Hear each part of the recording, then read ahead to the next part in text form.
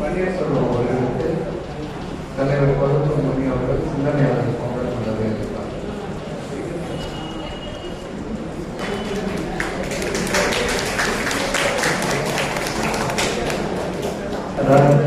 அதுக்கு முன்னாடி பெண்கள் படிக்கவே இல்லையா அப்படின்னு அடிக்கடி கேட்டுக்கொண்டிருக்கிறார்.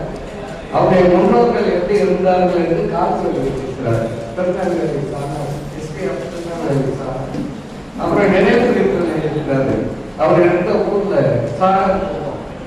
பெண்களால் எழுதவோ படிக்கவோ முடியாது என்றே கருதப்பட்டது. அப்படியே எழுத படிக்க தெரிந்தாலும் ஏற்றுக்கொள்ளக்கூடியதாக அல்ல.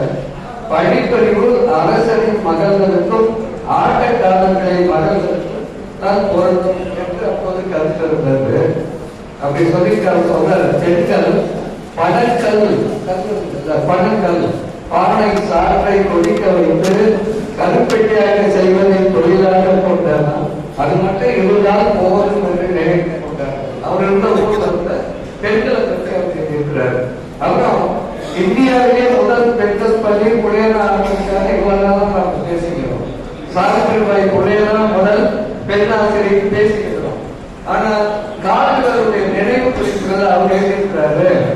அவருக்கு 1844 மார்ச் மாதம் 20ஆம் தேதி அவருடைய மனைவி எலிசா, அதாவது புலே பெண்கள் பள்ளியை மனைவி சாவித்திரிபாய் தொடங்கியது 1848. இவங்க பெண்கள் பள்ளியை தொடங்கியது 1844.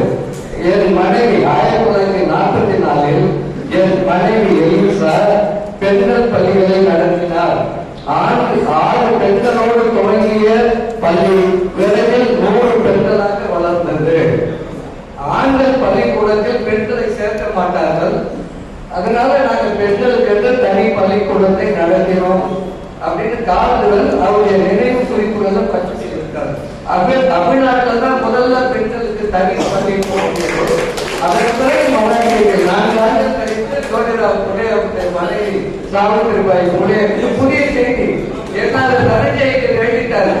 அது சாவித்திரிபாய் புலே பற்றி ஏற்கனவே செய்தி பரவலா வந்துவிட்டாரு. காலங்கள் செய்தி பரவவில்லை. நாம் பார்க்க புது புது செய்திகளை வரும்போது நாம் ஏற்றுக்கொள்ளக்கூடியவர்களாக இருக்கிறோம். ஆகவே அவனா சேர்க்கிறவங்க அவங்க முன்னோர் பாட்டிமார்கள் எப்படி இருந்தார்கள் என்பதை காலங்கள் மூலம் சொல்லுகிறோம். இன்னொரு அவர் அவர் கேரளாவுக்கு வந்தவர். திருவாரூர்ல பெண்களுக்கு மேலாடையே அணியக்கூடியாத ஒரு நிலை இருந்தது. தோல் சீலை போராட்டம் ஒரு நூலே இருந்தது. அதுவும் முனை பெருசா இருந்தா அதிக வரி, சின்னதா இருந்தா குறைச்சல் வரி. அதனால கோபம் ஒரு பெண்ணு முனை அறுத்து கொடுத்த கதை கூட வரலாறு பதிவு கூட இருக்கு. அப்படியெல்லாம் இருந்த சமூகம் இந்த இந்து மத அரசர்கள் திருவாரூர் ராஜா நடத்திய கொடுமை அதெல்லாம் அனுபவிச்சுதான் இன்றைக்கு மாறி வந்திருக்கிறோம். ஆகவே இப்படியெல்லாம் பெரியார் மீது அவர்களுடைய உண்மையற்றவற்றை பேசுகின்றவர்கள் பழைய வரலாற்றை படிக்கணும். வெள்ளக்கார வரலாறு படிப்பே இல்லை. நமக்கு 1871 சென்சஸ் இருக்கு. பெண்கள் ஒரு வீட்டால் கூட படிக்கல. 1871 முதல் சென்சஸ். 2வது வரிசையா இருக்கு. எல்லாமே சென்னை ஆவண காப்பகத்தில் இருக்கு. நான் நகல் எடுத்து வச்சிருக்கேன். இப்ப நேரம். ஆகவே தோழர் கொடுக்கும் பணி அவர்கள் இறுதியாக இந்த நிகழ்ச்சியில் செய்மதியாக கருத்துறை அவரை அன்போடு வைக்கிறேன். சுயமரியாதை இயக்க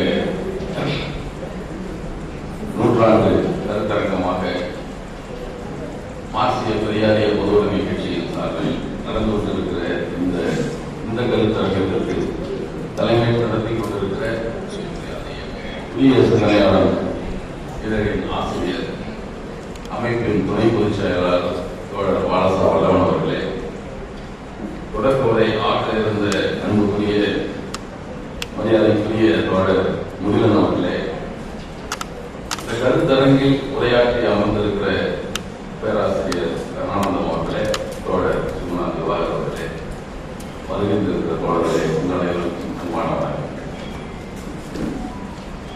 சுயமரியாதை இயக்கத்தின் பல்வேறு பரிமாணங்களை பற்றி பல்வேறு செய்திகள் காலையிலே பரிமாறப்பட்டிருக்கும் என்று நான் உணர்கிறேன்.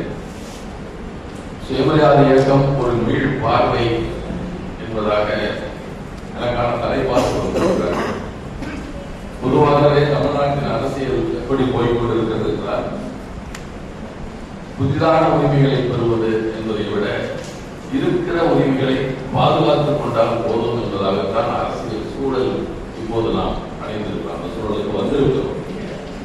எனவே பெற்றுவிட்டு இட ஒதுக்கீடாக இருந்தாலும், வேறு உரிமைகளாக இருந்தாலும், ஆட்சி உரிமைகளாக இருந்தாலும், சட்டப்படியாக பெற்ற உரிமைகளாக இருந்தாலும், அவையெல்லாம் நம்மிடமிருந்து பறிப்பதற்கான முயற்சிகள் தான் இப்போது நடந்து கொண்டிருக்கிறது. நாம் சுயமரியாத இயக்கத்தை பற்றி மீள் பார்வையிட்டு வருகிற போது, சுயமரியாக இருக்கும் ஒரு பாய்ச்சலாக சென்ற அந்த வேகம் நம்மை வியக்கத்தான் செய்ய வேண்டும். ஒவ்வொரு நிகழ்ச்சியும் அந்த இயக்கம் தொடங்கியதிலிருந்து அது எப்படிப்பட்ட மாற்றங்களை கொண்டு வந்திருக்கிறது, எவ்வளவு வேகமாக அது பரவி இருக்கிறது என்பதையெல்லாம் நாம் பார்க்கிறோம். 2 காரணம் இருக்கலாம். ஒன்று, அப்போது போராட்டத்தால் பலன் பெற்றவர்கள், அது பலன் பெற இருந்தவர்கள் அதில் தங்களை முழுமையாக இருத்திக் கொண்டார்கள். குடும்பங்கள் அதில் ஈடுபாடு காட்டினார்கள். சுயமரியாத இயக்கமும் தொடர்ச்சியான திராவிட இயக்கம் செய்த அந்த சாதனைகளால் பலன் பெற்றவர்கள், அறுவடையில் இருப்பவர்கள், அறுவடை செய்தவர்கள் சுகமாக அறுவடையில் பெற்ற மகசூலை அனுபவித்துக் கொண்டிருக்கிறார்கள். போராட தயாராக இல்லை, அல்லது போராட வேண்டிய தேவை என்பது தங்களுக்கு நிறைவாகிவிட்டது என்று நினைத்துக் கொண்டிருக்கிறார்கள். இன்னும் நாம் நமக்கான முழு உரிமைகளை பெற்றுவிடவில்லை என்பதை சிந்திக்க கூட அவர் தயாராக.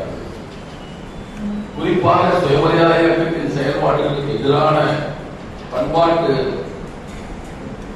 அதாவது பண்பாட்டு சிதைவுகளை செய்து கொண்டிருப்போம். நமக்காக ஏற்படுத்தியிருக்கிற அது அரசு பணிகளில் அமர்ந்து விட்ட இடஒதுக்கீட்டால் பலம் பெற்று நகரத்துக்கு வந்தவர்கள் தான் கிராமத்துக்கு அதையெல்லாம் மீண்டும் கொண்டு வருகிறார். பார்க் நிலவை நடத்துவது, அமாவாசை தவிர எதுவும் நமக்கு தெரியாது. அது நெசவாளர்கள் போய்க்கிறதுனா அமாவாசை கணக்கு முறையில் வேறு கூட இருக்காது. ஆனால் இவர்கள் தான் பெருந்தெய்வமா பிரதோஷம் எல்லாமே இடஒதுக்கீட்டால் பலம் பெற்று நகரத்துக்கு போய் திரும்பவும் கொண்டு வருவோம் எல்லாமே. அதையும் சேர்த்து நாம் பரிசீலிக்க வேண்டியதாக. சுயமரியாதை இயக்கம் பெற்று தந்த உரிமை, அதனால் பலன் பெற்றவர்கள், சுயமரியாதை இயக்கம் எதையெல்லாம் ஒழித்து கட்டியதோ அதை மீண்டும் கொண்டு வந்து செழிப்பாக்குவதற்கு முயற்சிக்கிறார். இன்னொரு பக்கம் உங்களுக்கு தெரியும், தொலைக்காட்சி திராவிட இயக்கம் என்று சொல்லிக் கொண்டிருக்கிற அமைப்புகளுக்கு வருகிறது தொலைக்காட்சி.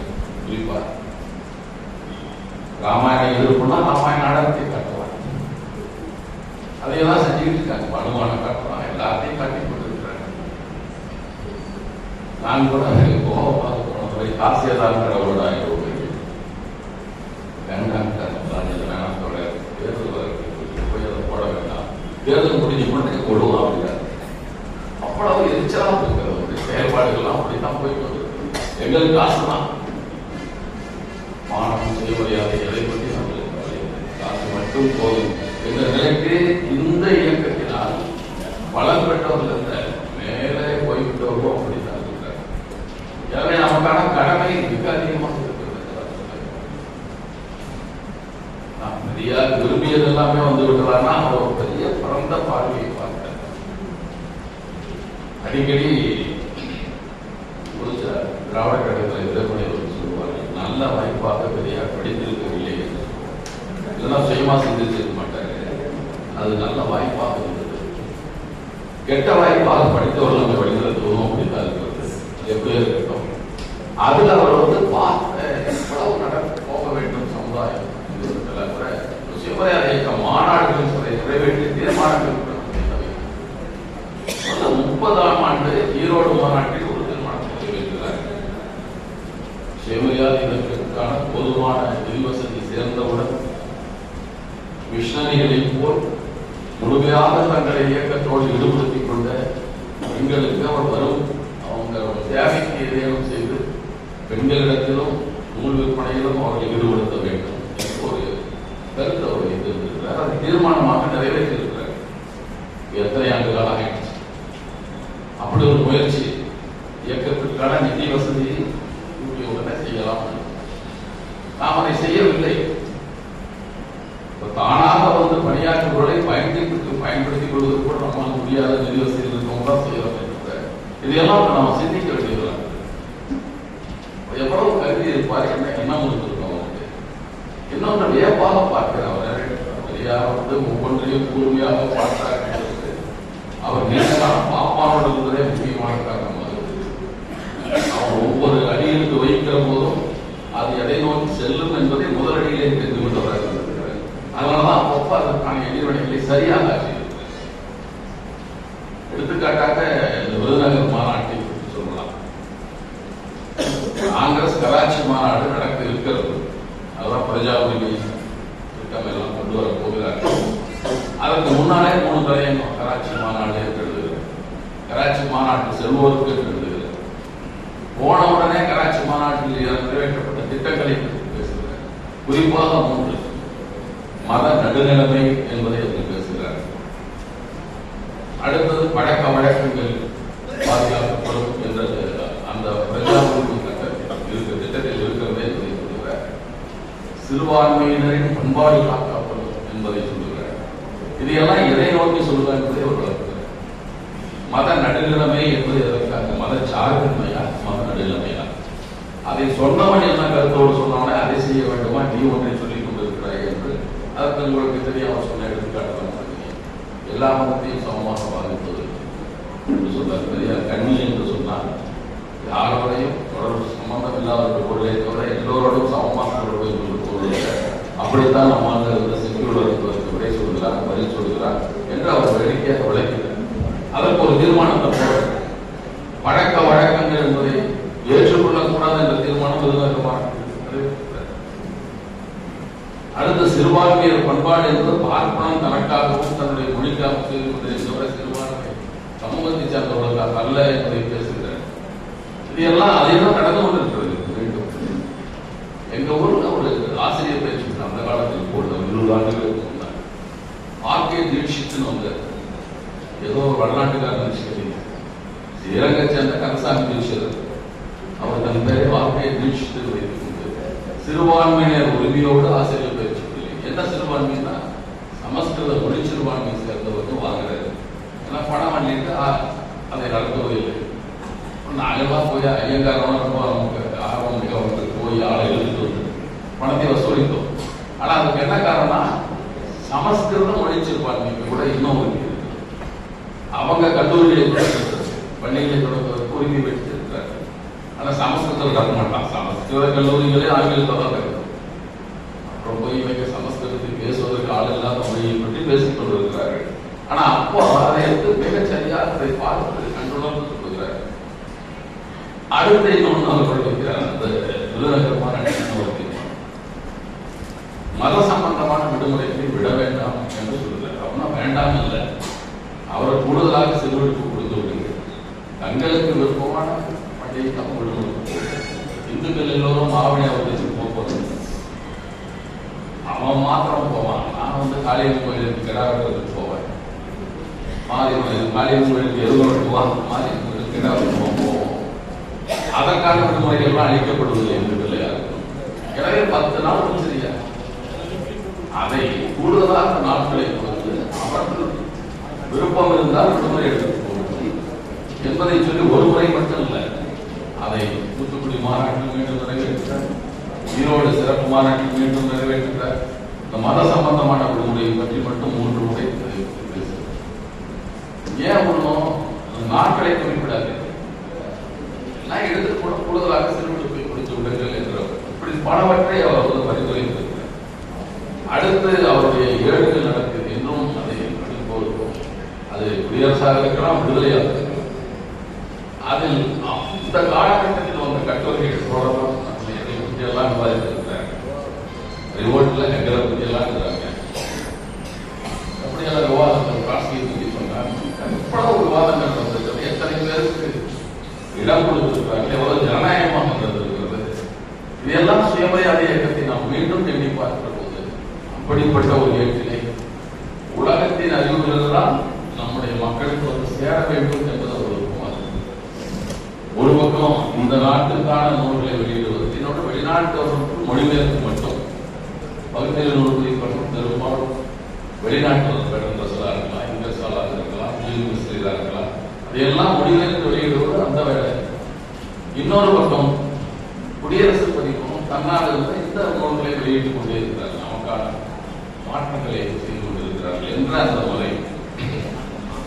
இதையெல்லாம் பார்க்கிற போதுதான் அவர் என்ன பார்க்க வைத்திருக்கிறார் என்பதை குறிப்பாக பெண்களை பற்றி அவர் பெண்கள் நிலையம் என்பதை பற்றி விவாதமே அப்படி ஒரு உருவாக்க வேண்டும் என்பதற்கு முதல்ல ராகவன் சொன்னார்கள். அவங்க நிறைய கட்டுறதை பற்றி எழுதுறாங்க. அதை எப்படி நாம் நடத்த வேண்டும், அதனால என்னென்ன பலன்களை உண்டாக்கலாம். பெரியார் சொல்வது நானும் கொஞ்ச நாள் நடந்தேன். கைவிடப்பட்ட பெண்கள், விரட்டப்பட்டவர்கள், இவங்கெல்லாம் வச்சுக்கிட்டு நாங்கள் 10-11 பேர் இருக்காங்க, அவங்களோட நடத்திட்டோம். இப்போது 7ஆவது போய்விட்டது என்றெல்லாம் எழுதுகிறேன். அப்படி ஒரு முயற்சி தேவையாக இல்லாமல் இருக்கலாம், இப்போது தேவையில்லாமல் இருக்கலாம். அப்போது அப்படிப்பட்ட பெண்களை, அதெல்லாம் சுயமரியாதை முதல் மாநாட்டுக்கு அழைக்கிற போது கூட கணித்து வாழ்கிற பெண்கள், தங்களை உதவிகள் எழுதி கொண்டிருப்பவர்களோட வாங்கலாம், தங்களை தேசியிலிருந்து தாசிகள் நினைத்துக் கொண்டிருப்பவர்கள் வாருங்கள் மாநாடு என்று எல்லோரையும் வாங்க, எல்லாரும் செய்தியும் விவாதிக்க போகுது என்று ஒரு பெரிய அளவிலான ஒரு வரவேற்பு. இன்னொன்று, எல்லோரோடும் இணைந்து இயக்குவது என்பது பெரியார் காலத்தில் யார் நமக்கு உடன்பாடானவர்களோ நாம் பேசுகிற கருத்து. ஒரு மாநாடு ஒன்றைப்படி தீண்டாதார் மாநாடு, தீண்டாமை ஒழிப்பு மாநாடு, சோமசுந்தரராஜாரை காவிதாக்கிறார், பெரிய சிக்கலை உண்டாக்கிறார். அவர்லாம் யாரும் காங்கிரஸ்காரனை கூப்பிடலாமா என்று கேட்கிறார். அவன் காங்கிரஸ் தீண்டாமை ஒழிப்பு பிரிவு தலைவர். அவெல்லாம் கூப்பிட்டுருக்காங்க. நம் மாநாட்டுக்கு சங்கராச்சாரியை கூப்பிட்டாலும் வந்தா அவன் நம்ம ஒட்டி தெரியாமல் வர மாட்டார், நமக்கு தெரியாமல் வர மாட்டார். வருகிற போது நம்மை தெரிந்து கொண்டு வருகிறார். நாம் பேசுகிற கருத்துக்கு உடன்பட்டவர்களாக இருக்கிறார். அவர்களை பேச செய்வோம். நமக்கு என்ன மறைமதிகள் 1000 கோபம் இருக்கலாம். இந்திய போராட்டத்தின் போது அழைக்கிறார்கள், வருகிறார்கள், மகிழ்ச்சியாக வரவேற்கிறார்கள், இணைந்து பணியாற்றுகிறார்கள். அவங்களுக்கு முக்கிய இடம் தர்றது போல அந்த இந்திய வாரியம் கமாண்ட் வைக்கிறார்கள். தலைவராக சோமசுந்தரராஜார் மறைமதியெல்லாம் வைத்துக் கொண்டு ஒரு உறுப்பினராக பெரியார் இருக்கிறார். இதெல்லாமே நாம் சுயமரியாதை மீள் பரிசீலனை மீள் பார்வையாக பார்க்க வேண்டும். இந்த இடத்துக்கு கூட வரலையே என்பதுதான். அவர் எப்போது உருவாக்கிய நாங்கள் 31 மாநாட்டோடு 3 மாநாட்டோடு எழுதிவிட்டு பேசுகிறோம். அதற்கு பின்னால் 80 ஆண்டுகள் 24 ஆண்டுகள் கடந்திருக்கிறது.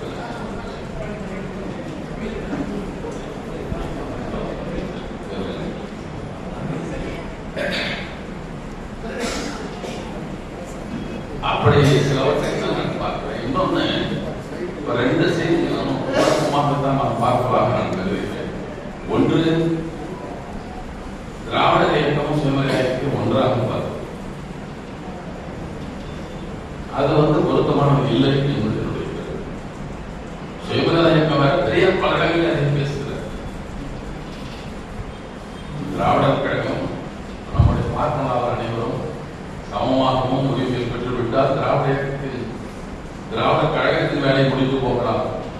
ஆனால் சுயமரியாதை பெறாத மூட நம்பிக்கையில் ஆழ்ந்த ஒருவர் இருக்கிற வரைக்கும் சுயமரியாதை இயக்கம் தேவையாக இருக்கும் என்று சொல்லுகிறார். இப்போ 2ஐயும் சேர்த்து தான் நம்ம பல பேர் பேசிக்கிறோம். சுயமரியாதை இயக்கம் வேறு என்பதை பல இடங்களில் ஒரு பதிவு செய்கிறார். அப்படி திராவிட கழகம் முக்கியமான நினைச்சுக்காதீங்க. சுயமரியாதை இயக்கம் என்பது தனியாக கண்ணீரோட்டமாக போய்கொண்டே இருக்க வேண்டும் என்பதாக தான் நாம் கருதுகிறோம். அவர் பொதுவுடைமையை கைவிட்டு விட்டாருன்னா இறுதி வரை பொதுவுடைமை பேசிக்கொண்டவராக தான் இருக்கிறார். 1973 அக்டோபரில் கூட சமாதானம் வருது. 72ஆம் ஆண்டு கம்யூனிசம் என்ற தலைப்பில் ஒரே ஒரு பொதுக்கூட்டம் நடத்துகிறார். அப்போ அவர் எப்படியெல்லாம் எல்லா கொள்கைகளையும் முற்போக்கு சிந்தனைகளையும் தமிழர்கள் உருவாக்குகிறாங்க. இயக்கத்தவர்கள் நினைக்கிறார். தமிழ் மக்கள் நாட்டவர் அனைவரும் உருவாக்கியவராக இருக்க வேண்டும் என்ற சிந்தனை கொண்டவர்களாக இருந்ததை நாம் மீண்டும் எப்படி கட்டமைக்கப் போகிறோம் என்பதுதான். எப்படி மீண்டும் அதை உருவாக்கப் போகிறோம், அதற்கு நாம் என்ன நடவடிக்கையில் ஈடுபட வேண்டும் என்பதை இன்னும் நாம் விரிவாக விவாதிக்க வேண்டும் என்று நான் கருதுகிறேன். ஏன்னா நம்ம இருப்பதை ஒட்டி கொண்டிருக்கிறோம். பெரியார் சொன்னார் ஐயா லெனின் சொன்னார் எவ்வளவு காலத்துக்கு சொல்லி ரஷ்யாவிலே கேட்டிருக்காரு.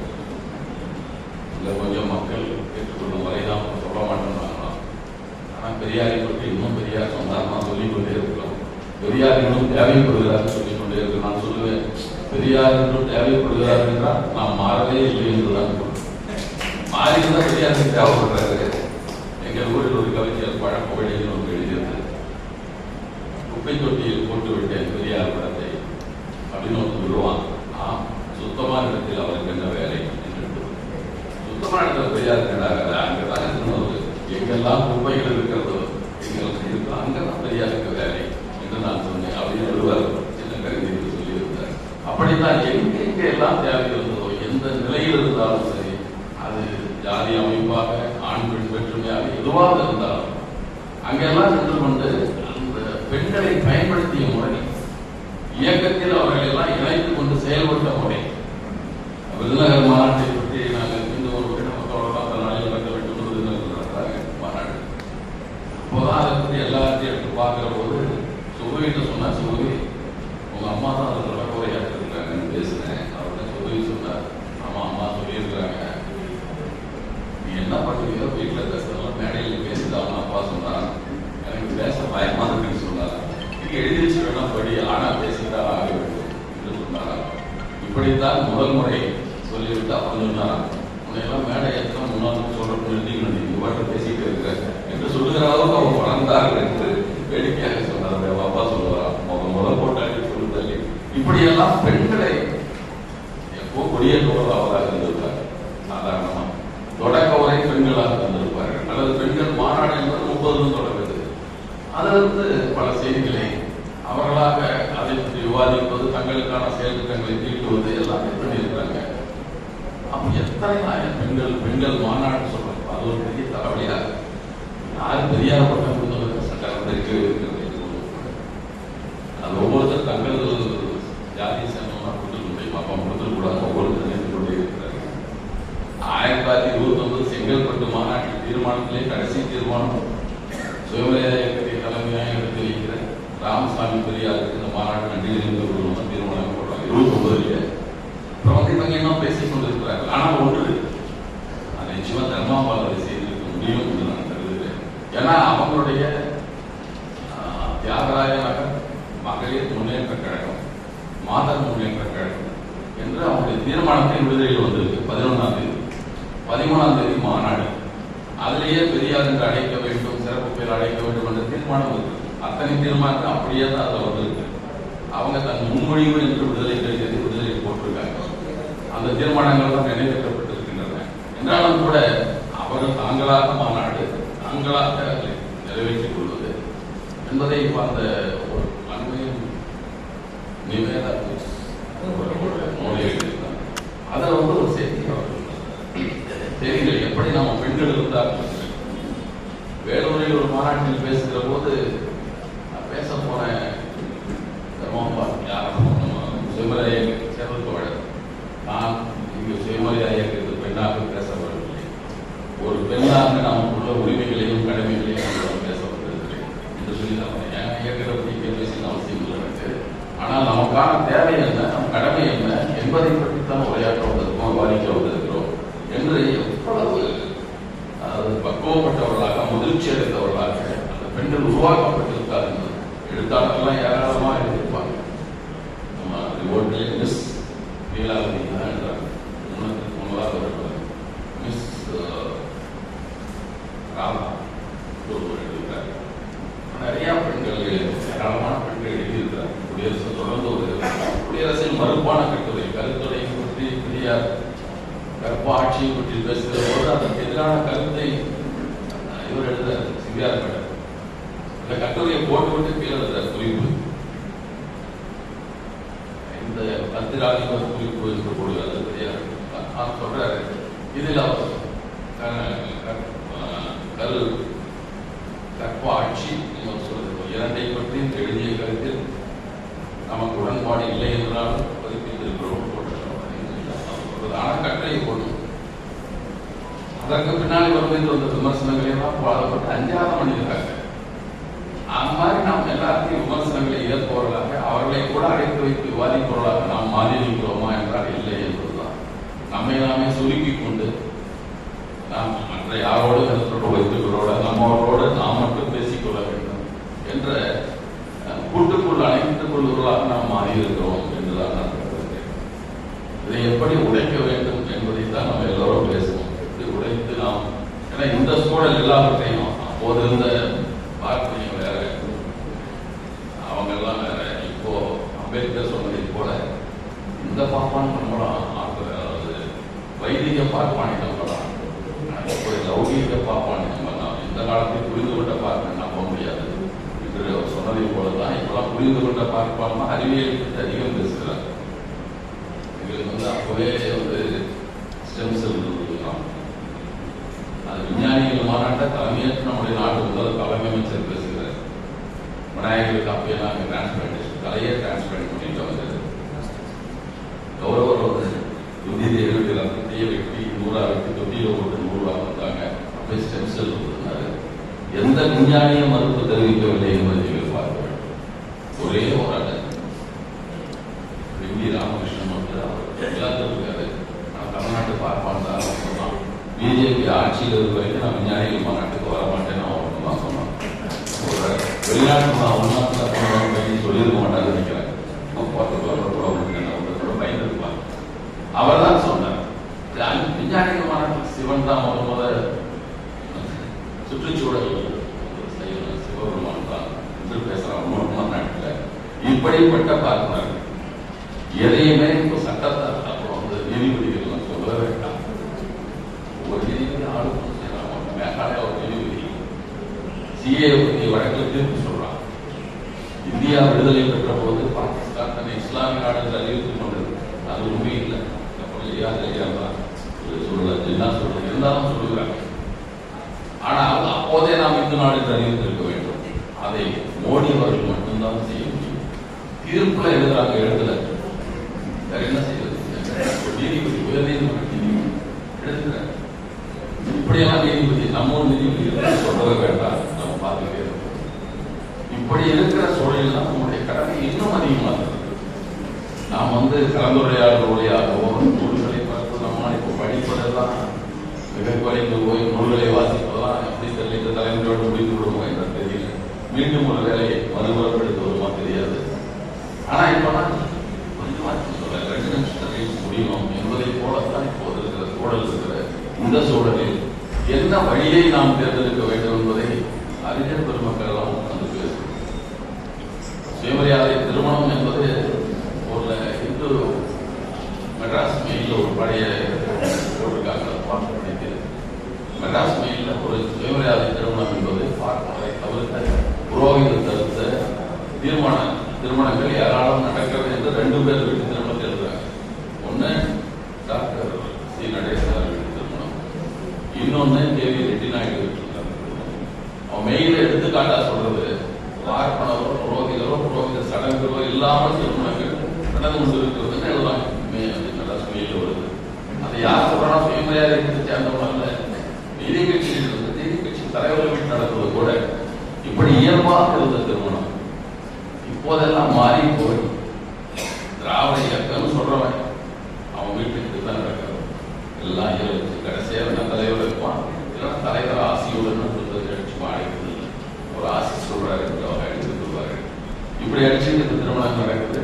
திராவிட இயக்கம் என்று சொல்லிக் கொள்வோம். சுயமரியாதை சிந்தனை பெற்றவர்கள் அருகே வருகிறார்கள். அரசியல் கட்சிகள் நம்ம தோழர்கள் செய்து கொண்டிருக்கிறார். எனவே இது எப்படி இதேனும் ஒரு கட்சிக்கானதல்ல, நம்முடைய சுயமரியாதைக்கான நீண்ட கால இந்த போராட்டம் இருந்திருக்கிறது. நாம் பேசிக் கொண்டிருக்கோம் திலகரை பற்றி. திலகருடைய கூட்டாளியாக இருந்தவர்கள் கணேஷாக இருக்காரு.